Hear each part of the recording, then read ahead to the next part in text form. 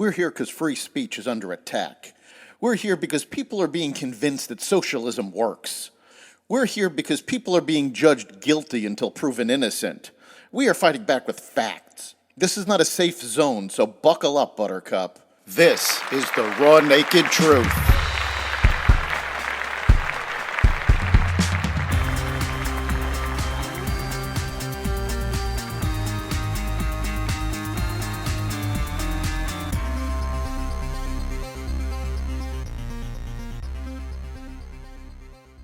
Tax software fraud. Trump wins the South Carolina primary, and more.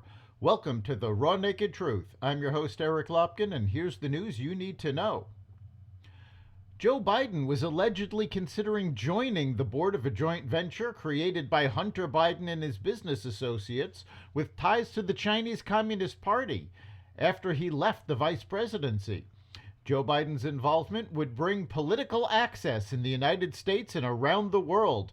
Jason Galanis, a former business associate of the First Son, testified from prison on Friday. Galanis is serving a 14-year prison sentence after pleading guilty to securities fraud based on bonds issued by a company affiliated with a Native American tribe in South Dakota. The funds were reportedly supposed to be used for certain projects, but were instead used for his personal finances. He was sentenced in 2017. H&R Block made it too hard for taxpayers to opt out of pricier tax preparation plans and tricked customers about what types of taxes could be done for free, according to allegations in a new complaint by federal regulators. The Federal Trade Commission said Friday that H&R Block's online filing process pressured users with tactics to make them pay more.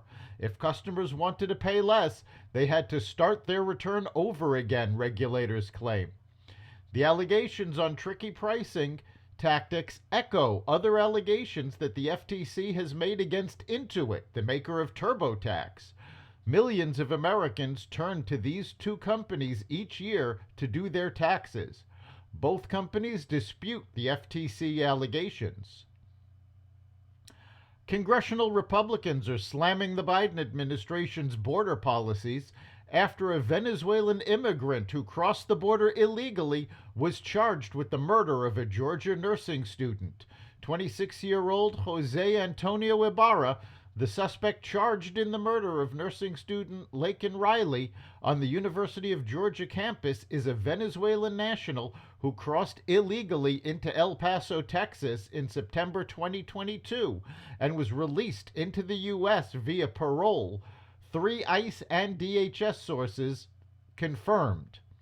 House Speaker Mike Johnson shared his condolences with Riley's family and friends while also re-emphasizing the efforts to pass border legislation. The Associated Press published an article on the murder on Saturday without referencing Ibarra's immigration or criminal record, and instead focused on how Riley was murdered while jogging by herself. AT&T said it will offer a billing credit to customers affected by last week's network outage that knocked out service to subscribers nationwide.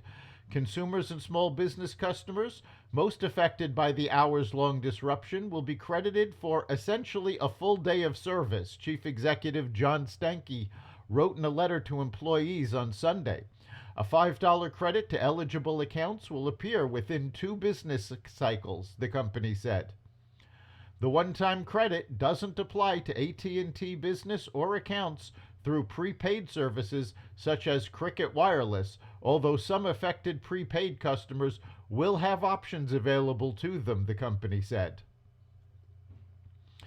Former President Donald Trump beat Nikki Haley 60% to 40% in Saturday's South Carolina Republican primary.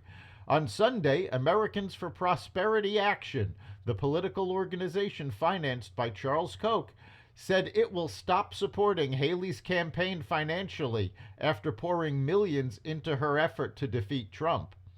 Haley continues to have our strong endorsement, AFP Chief Executive Emily Sadel said, but we don't believe any outside group can make a material difference to widen her path to victory. That's the Raw Naked Truth. You can catch every episode of The Raw Naked Truth at xvadio.com, the Apple Podcasts app, Google Podcasts, Spotify, iHeartRadio, Audible, Amazon Music, and other platforms that respect freedom of speech. We'll see you next time.